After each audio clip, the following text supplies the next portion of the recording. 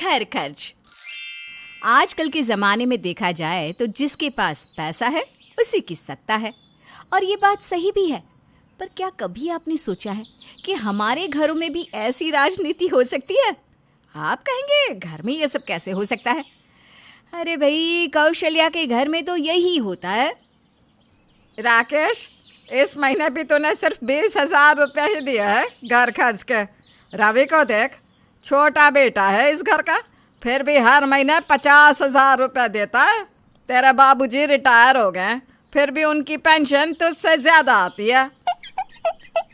हाँ माँ, मैं समझता हूँ, पर मेरा कारोबार आजकल थोड़ा ठीक नहीं चल रहा।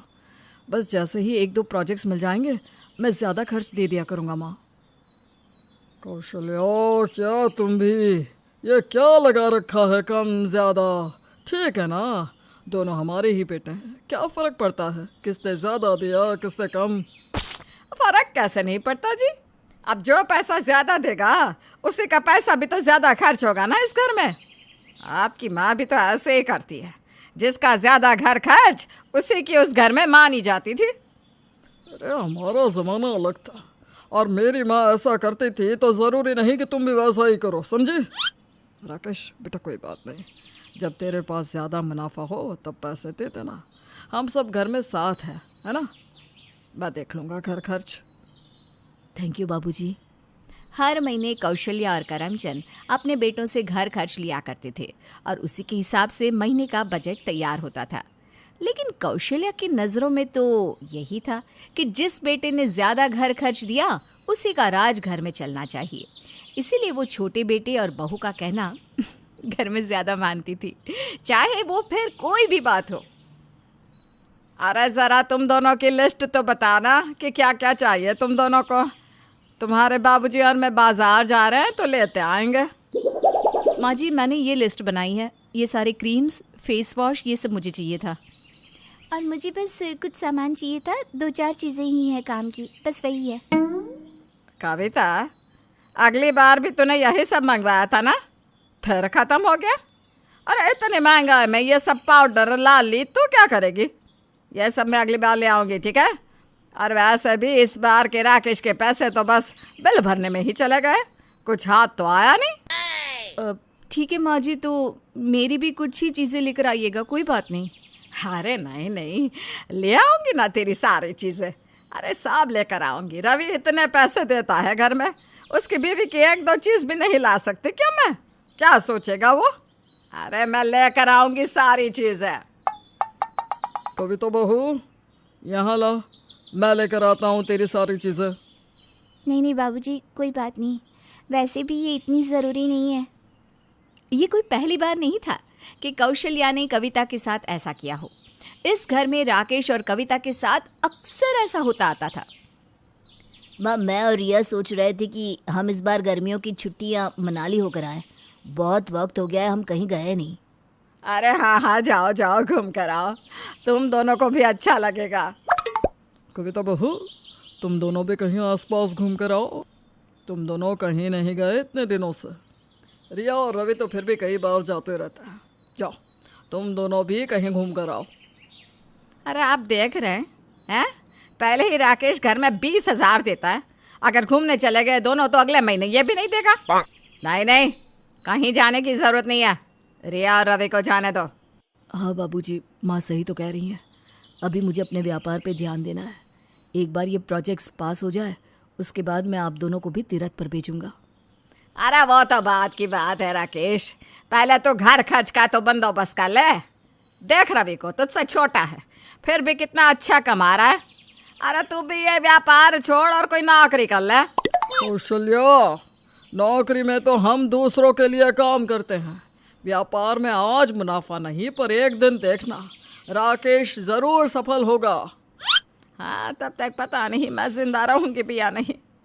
तुम्हारा कुछ नहीं हो सकता, सच में। तुम्हें पैसों के आगे कुछ नहीं दिखता।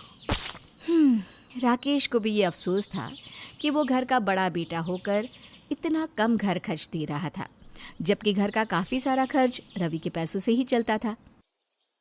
माँ जी तो हर बात में रिया की तरफदारी ही करती हैं। मैं अगर कुछ सही भी कह दूँ उसे नज़रअंदाज किया जाता है। ये सब मेरी वजह से हो रहा है। रवि हमेशा से मुझसे आगे रहा है। अगर आज देखा जाए तो घर का ज़्यादा से ज़्यादा खर्चा रवि के पैसों से ही चल रहा है। ऐसा इसलिए क्योंकि जब रवि पढ़ रहा था तब आपने अपनी सारी कमाई रवि की पढ़ाई में लगा दी थी, अपने लिए कुछ नहीं रखा। आपका वो त्याग किसी को नहीं दिख रहा।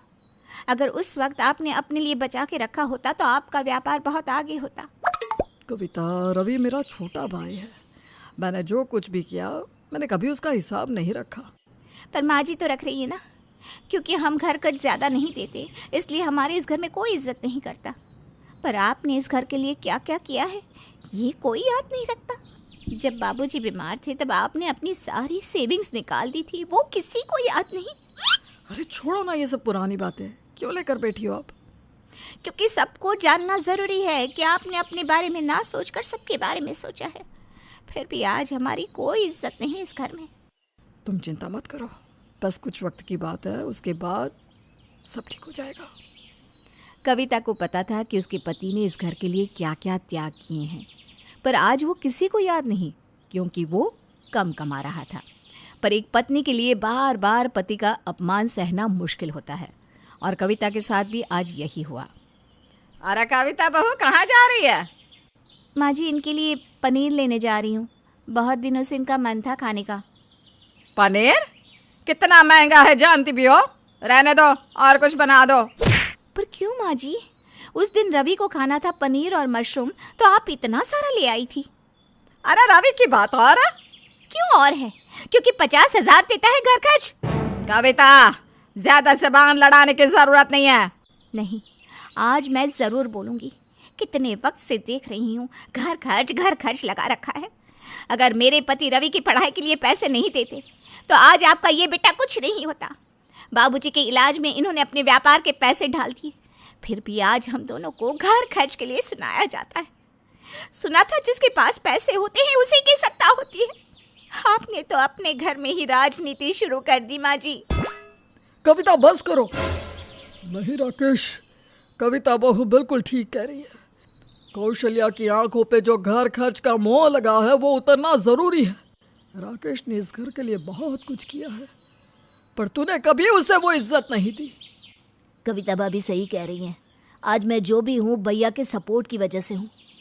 अरे ऐसा कुछ भी नहीं है, ये सब तो मेरा फर्ज था और तेरे उस फर्ज को मैंने कभी नहीं सराहा। मुझे माफ कर दे बेटा, मैं अपनी सास की तरह बन गई थी। मुझे और तेरे बाबूजी को भी कभी वो इज्जत नहीं मिली जो मेरे देवर देवरानी को मिलती थी, और मैंने भी यही तुम्हारे साथ कर दिया, जबकि मुझे उस सब से सबक लेना चाहिए था। आप माफ़ी मत मांगिए माँ, और आपके लिए एक तोहफा है, अपना हाथ आगे कीजिए। ये लीजिए 1 लाख। मेरे सारे प्रोजेक्ट्स पास हो गए, अब हम सब साथ में कहीं घूमने चलेंगे। ये हुई ना बात, अब देख तेरी माँ को कैसे रात को नींद आती है। क्या आप भी चुप रही है।